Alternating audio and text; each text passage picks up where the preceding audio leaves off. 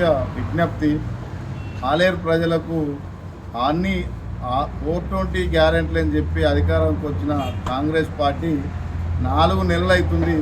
4 నెలలనే 9.5 ఏళ్ళు తెలంగాణ తెచ్చుకున్న 9.5 ఏళ్ళు అందరూ సంతోషంగా ఉండి రైతులు సంపన్న వర్గాలు ఉన్నటువంటి తెలంగాణలో 4 నెలలనే వీళ్ళు అరచైల వైకుంఠం చూపించి నరకం చూపిస్తున్న రేవంత్ రెడ్డి.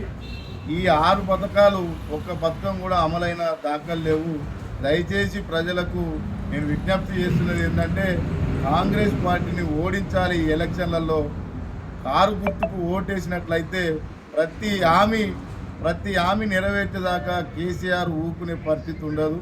రేవంత్ రెడ్డి ఎమ్మడివాడైనా, ఈ తెలంగాణ ప్రభుత్వం ఎమ్మడివాడైనా ఒక ప్రశ్నించే గొంతుక ఉండకపోతే రాష్ట్ర భవిష్యత్తు అంధకారంలోకి వెళ్ళిపోయే పరిస్థితి ఉంటుంది. మీరు చూస్తున్నారు, నీళ్లు లేక రైతులు ఇబ్బంది పడుతున్నారు. బోనస్ అని చెప్పి 500 రూపాయలు బోనస్ అని చెప్పి బోనస్ ఇవ్వలేదు. ఇవాళ కేవలం కరెంటు కన్నీరెప్ప సమయం కూడా పోకపోయేది టీఆర్ఎస్ ప్రభుత్వంలో. ఇప్పుడు కరెంటు ఎన్నిసార్లు పోతుందో ఆలోచన చేయరి.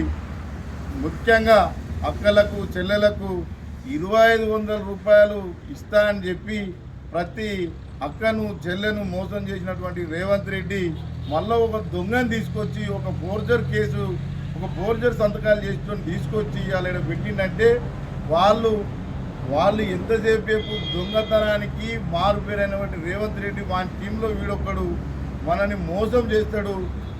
మన గౌరవాన్ని, మన ఆత్మగౌరవాన్ని ఢిల్లీకి తాకట్టు పెట్టి ఇవాళ శంషాబాద్ ఎయిర్పోర్ట్ ఢిల్లీ ఎయిర్పోర్ట్ పంపేటోడు వీడు మన కిరణ్ కుమార్ రెడ్డి.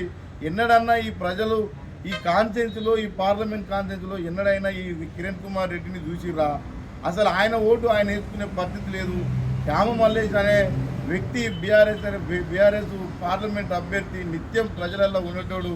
దయచేసి ఆలోచన చేసి ఓటు హక్కుతోటి ఒక మంచి వ్యక్తిని ఉండాలి, ఒక ప్రశ్నించిన గొంతు ఉండాలి. సరే, ఒక్కసారి మోసపోయారు, ఎవరైనా మోసపోతారు. మోసపూరిత మాటలు చెప్పినటువంటి కాంగ్రెస్ పార్టీకి ఈ ఓటుతోటి, ఎంపీకి సంబంధించిన ఓట్లతోటి బుద్ధి చెప్పి ఒక మంచి క్యాండిడేట్ను గెలిపించుకోవాలి, ప్రశ్నించే గొంతుకుని గెలిపించుకోవాలి.